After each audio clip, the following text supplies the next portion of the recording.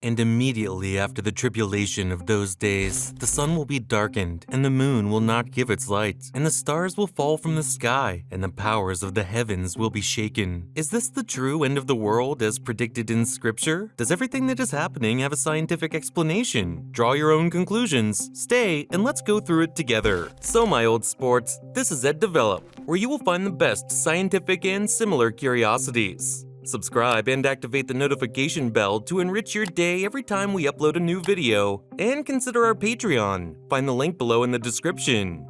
Now, it is time for the fun parts. The world has witnessed various changes in its way of life, and humanity has changed its way of relating to the planet. There have been viruses and epidemics that claim hundreds of lives, climate change that threatens the planet, species that are dying out, and several mysteries surrounding various phenomena that we do not understand. For this reason, some have dedicated themselves to investigating what is happening in the world, and whether these facts are a clear sign of a new era, and with it a possible end of the world as we know it today. Felipe Arancibia Venegas is a Chilean professor who has been researching the biblical and astronomical signs of the end of the world for more than 10 years. Is the end of the world coming soon? Felipe Arancibia emphasizes that in the Holy Book, it is expressed that only the Father knows the day and the hour, but also through a word he indicates that there are signs that reveal the moment is near. When you see a tree begin to sprout leaves, you know that summer is near, he explained. He shared that there are signs that alert the world to an impending change that could mean the end of the world as we know it today. The apostasy, which has to do with the reunification of faith. We also have satanic doctrines that are ruling us. That is, Christ said, "At the end of time you will see that every good thing will be considered evil, and every evil thing will be considered good," he said. Would he be referring to the new ways and lifestyles? Would it be a concept of preempting what this professor is doing? Draw your own conclusions and let us know in the comments. When and how would the end of the world happen? This is the question that for years has filled hundreds of pages and movie stills, some more fanciful than others, and some more motivated by conspiracy and scientific theories of those who claim to have approximations about the date of the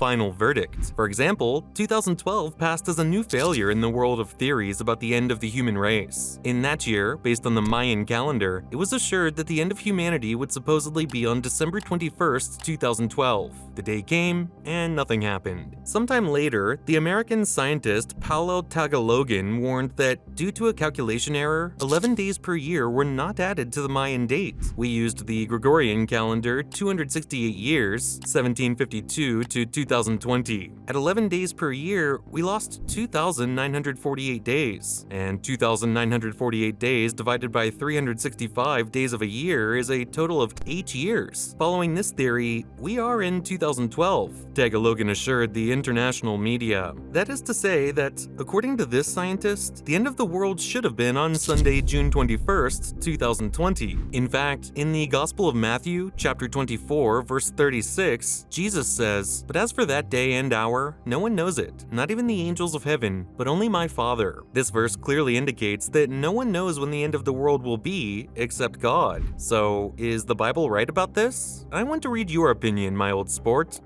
Hey, wait! Now's the time. Subscribe to the channel to be entertained while learning. It's free!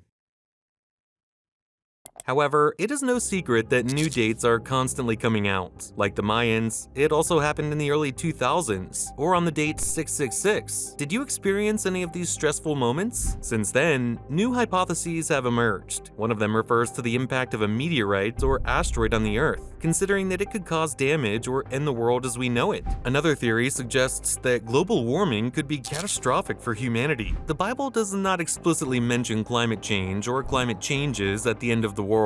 However, in the Gospel of Matthew, chapter 24, verse 7, Jesus speaks of signs that may precede his return and mentions that there will be famines and earthquakes in various places. The book of Revelation also describes various calamities and natural disasters that may occur before the end of the world, such as earthquakes, fires, floods, and droughts. For example, Revelation chapter 8, verse 7 describes a plague of hail and fire that will fall from heaven and ravage the earth. And while it may seem hard to believe, many people claim that climate change is an unmistakable sign of the end of the world, even though it was not created by God and we are the ones responsible for destroying our planet. Scary, isn't it? Faced with these versions, a group of researchers has begun to use intelligence tools to find out what humans would look like and what the world would be like once the time of doom has come. Meanwhile, a report from the European Space Agency, ESA, states that the sun's activity would be directly related to the end of the world. It explains that the sun is currently in its main sequence phase, where the core is able to convert hydrogen into helium, which generates energy in the form of light and heat. The sun will reach a maximum temperature at about 8 billion years, then cool and expand, becoming a red giant at about 10 to 11 billion years. After this phase, the sun will reach the end of its life, when it will finally become a faint white dwarf, the report says. In this sense, scientists estimate that the end of the world will occur in about 6,000 to 8,000 years due to global warming.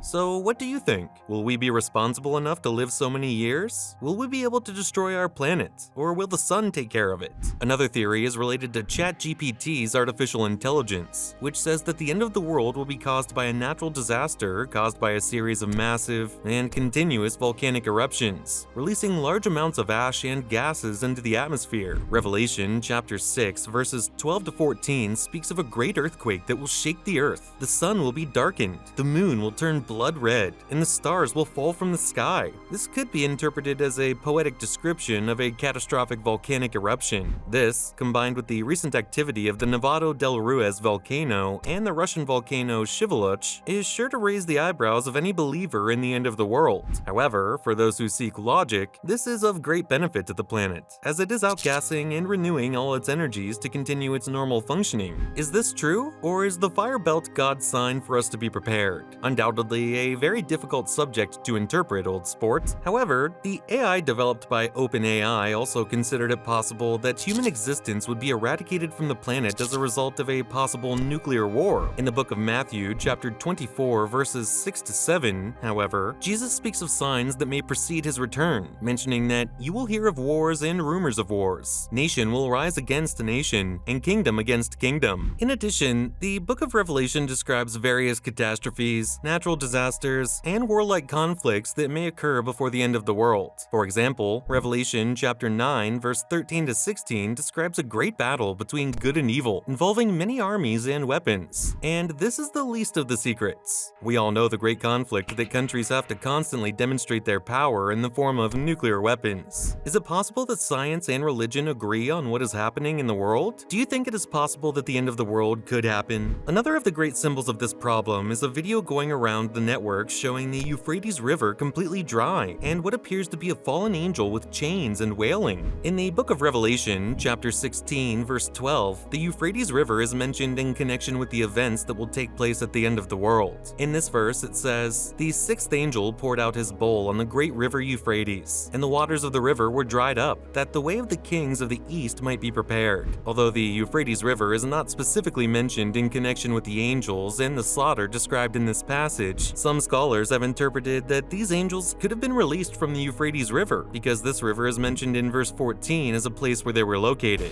Have you seen any of these events? Do you think the Bible is correct? Can science disprove these apocalyptic acts? Tell us what you think in the comments. Thanks for making it to the end of this video. My old sports, don't forget to subscribe to the channel for more content. See you next time.